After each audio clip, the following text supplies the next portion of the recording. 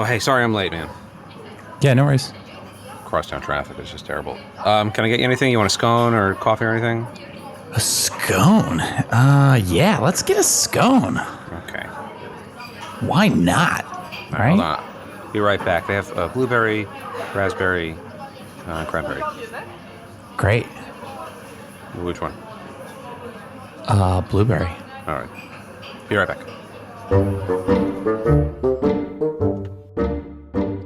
This is Kornfeld and Andrews, the radio plays. Episode 4, Friendship Downgrade.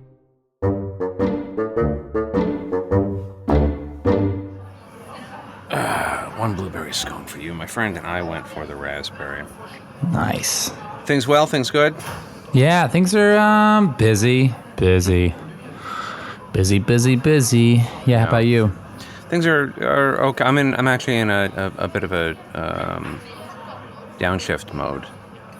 Nice. Yeah, you got to downshift sometimes, otherwise you break the engine. Yeah, I'm glad you understand that. I'm in a bit of a transitional phase right now. Actually, that's why I wanted to talk to you. Look, this is probably a weird conversation because I don't know that there's a lot of general context culturally for this kind of conversation. You know, I think this kind of conversation that I want to have with you right now is not part of kind of the wider cultural kind of rules for the way that people relate to each other, which, you know, in just as an aside, I think is actually kind of one of the problems. But I'll get into that. That's a side thing that we'll tie into. But basically, thanks you for agreeing to take some time out of your day and hang out.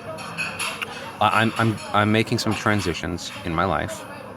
I'm getting off the antidepressants, taking a good sort of hard look at where change is possible in my life to kind of get myself in a good place. And well, there's no easy way to say this. I like you very much, but I don't consider the level of our friendship equal to the amount of time that we actually encounter each other. And so I would like to officially downgrade our friendship into a more marginal friendship. This is part of reorganizing my life and just being very, very direct, and saying exactly what I want, exactly how I feel, while minimizing the hurt I may cause others, while also recognizing that a certain amount of hurt is invariably, on the table. I feel that we graduated from a sort of nodding hello kind of casual friendship into a lunch and coffee friendship very, very quickly. And it's just working out that, frankly, us hanging out and having lengthy conversations is a strain for me. I'm sure you're feeling it too. Nothing wrong with you or me. Not really. You're not feeling it strained? Not particularly. Yeah, man. Whatever works for you. I feel like you kept asking me for lunch. I'm a people pleaser. Yeah. And so when you elevate and our friendship, I'll lunch with anybody at the office. So I just was like, oh, sure. He's a lunch guy. Interesting. But I think just ask me to lunch less frequently and we should be good. Do you still want to occasionally do a lunch or coffee, or you're feeling right now I'm going to say no. But then we'll see how it goes. We'll see how it goes. I think. Well, let's say the ball's in your court. I can tell that you're going through something. I'm going through. Well, you know what I'm going through, and you're gonna. I don't need all the details. I'm not going to give you all the details. Things. Yeah. I'm not going to give all the details. Let's just say I've had a wake up call. Sure. I've had a wake up call on the nature of my particular kind of neurotic sickness, and it just sort of occurred to me. That it's being addressed primarily as either a medical issue or as a me issue. And while there is some truth to it being both a medical and a me issue, it's also the larger issue that, my neuroses are reflective of sort of larger social trends. And when you live in a sick culture, it stands to reason not only that you yourself, will be sick, but that sickness will be regarded as wellness. And I've had a major wake-up call that so much of the root of my neurosis is just feeling this urgent desire to play by other people's rules. And I'm not your rules. You have great rules, unspoken rules, but your rules are, I'm with your rules. But I mean, society's sort of general rules. Can I jump in there? It's so you're going off your meds I'd really, actually, earlier. I'd really, just to assert myself a little bit, I'd really prefer you didn't jump in, because that's actually one of the things that does sort of vaguely irritate me about lunches with you is you ask, can I jump in? But then you jump in anyways if the question is just a formality. It really never gives me any chance to say, no, I'd rather you don't jump in. So I'm just going to say, I don't want to hear what you have to say next. God, that feels good. Not to you. I mean, I don't mean that as a way to hurt, but it feels good to say out loud, to say something that I know is wrong, but also that is right. Right as in it reflects how I feel, but wrong as in, it's not a polite thing to say. To be quite frank, we're not that close. Like we lunch, but we mostly chat about work stuff. Right. And I hate that. And I hate that. Now, not you. Sure. You were very nice, but I hate. Let me finish. Let me finish. Do you have people in your life who you're close to who maybe know that you're going off your medication? Are you still seeing your therapist? You seem a little manic. I just want to make sure that you're okay, because change can be good, but also bad. Well, I appreciate that. I'm not seeing my therapist because, frankly, seeing my therapist meant once every 2 months sitting in a room for 5 minutes and just having my prescription updated, which I don't consider seeing a therapist. I consider that, being written off, frankly. That sounds like the work of a psychiatrist. Yeah, well, that's what my insurance could get me. Gotcha. The whole big HR thing, the HR actually stopped me from seeing a talking therapist. I was relegated to having to call one of those 800 numbers, Okay. But it turns out those numbers are meant more for like emergency, like acute critical mental health emergencies, which I'm not having. I'm just basically neurotic. You might be having an acute mental health emergency. It's possible. I'm not going to, it is possible. I'll keep that on the table. It's possible. But I also sort of feel just a rush of relief. Just a rush of relief. I just kind of letting it. Concern. Oh, that's fair. But I would just counter that by saying, however, since you don't know me very well, the concern may simply just be misplaced. Because the concern may be that I'm not acting in the sort of conditioned way that I have been typically acting for the last 38 years of my life. Let me give you some examples a la the workshop we all did at work about, feedback examples, just so I can try to flex that muscle. A lot of people in here are looking at, I think, us, but maybe you, which is not bad per se. When you went to get the scones, you didn't actually order the scones. You just reached over the counter and into the scone case. I'll let you finish that up, and I'll tell you why when you're done, why I did that. Okay. I think, some of that stuff is maybe feels like, oh, maybe this person is not doing well, which is totally fine. I mean, we all don't do well sometimes. I just want to make sure that you get better, because it's better to be better, and it's less good to be doing bad. I respect that. 3 points. I'm not good at this. No. Three points to counter that. Number one, the scone incident has to do with the fact that I was charged for a scone on Monday that I did not buy.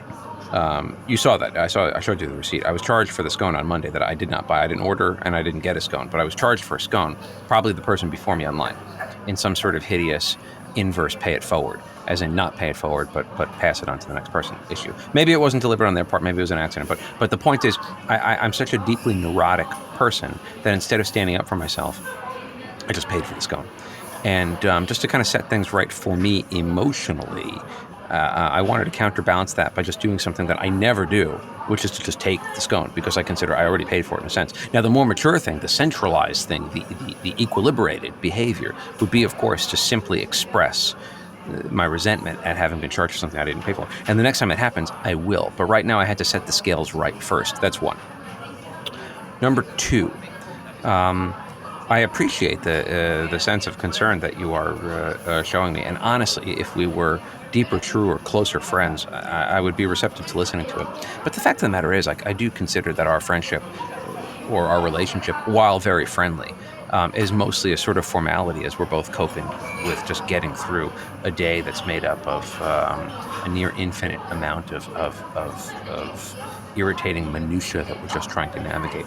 Point number 3, it is possible that I'm unwell, but I would simply counter that by saying that when are in a culture where unwellness itself is considered as wellness, just swallowing it and accepting the bullshit that we have to accept, those fucking workshops.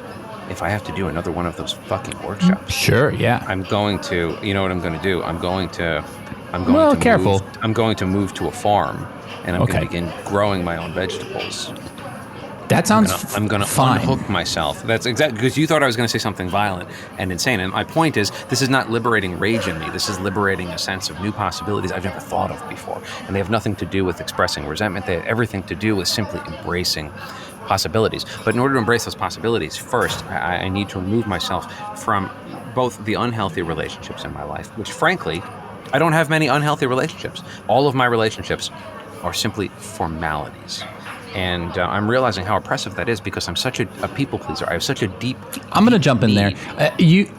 I'm remembering that you do Just a little for a second because I didn't complete my thought. I actually didn't finish my thought, and you're jumping in before I. It feels rounded like the to my thought might go on indeterminately. You know, I'll it feels like now. this. I'll end it right now. I'm Okay. I'm quitting.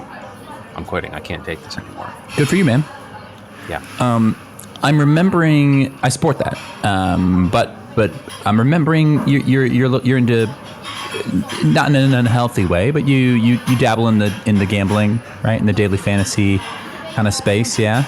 An amazing. Yes, I have an amazing. Okay, I have a response, but go on. Okay, I just want to use an example, like maybe a metaphor that might resonate. You know, like hedging your bet, right? You make a bet for San Francisco to win the Super Bowl early in the year, right? And then they go all the way, they make it to the Super Bowl, and then you can hedge that bet by betting an equal amount, a halved amount on, let's say, Kansas City to win in the actual game. And because you've got that earlier bet, you're now maybe you're gonna lose at least one of the bets, but you can guarantee 100% chance of winning half of that money, right? I feel like maybe might be a good moment to just hedge your bets before you do anything like quit your job or, fully go off medication or leave your significant other and move to a farm. Maybe just if you think that you might be unwell, you just out of caution. I think some of this sounds great, but maybe just hedge your bets. Maybe go talk to somebody. Check in with your loved ones, because I don't know that I qualify. But if you're not sick, then great, and all this will be good. But if you are unwell, boy, it's a lot of stuff to do. To quit and to move and to be stealing stuff. I would maybe just hedge that bet.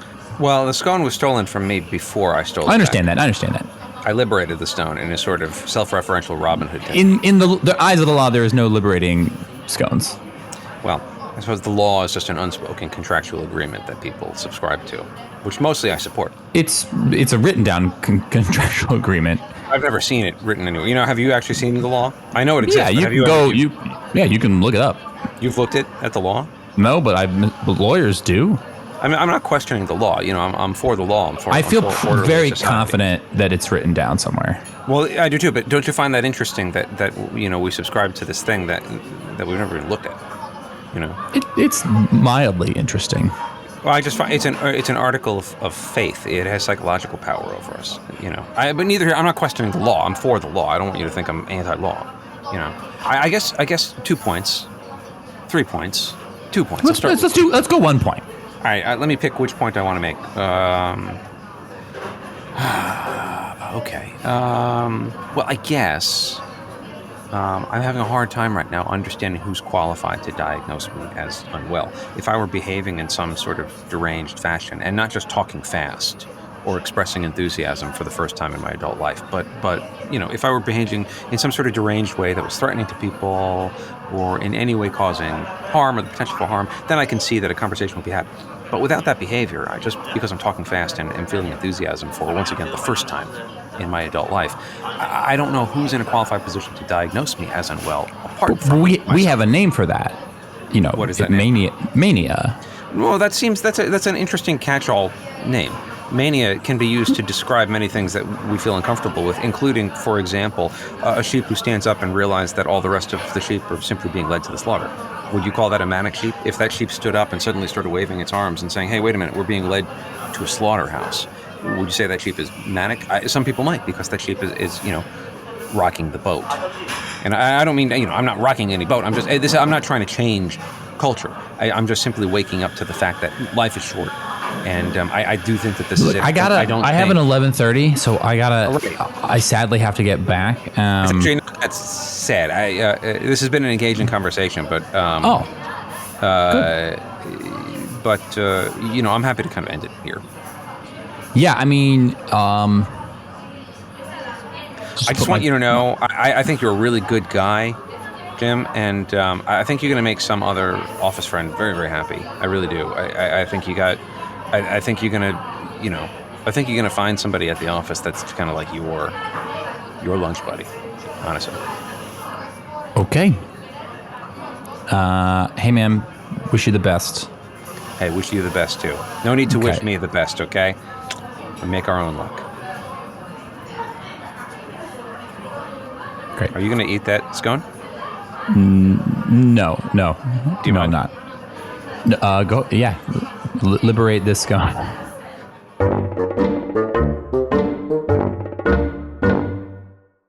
Friendship Downgrade was improvised by Lewis Kornfeld and Rick Andrews, and produced by Lloydie James Lloyd.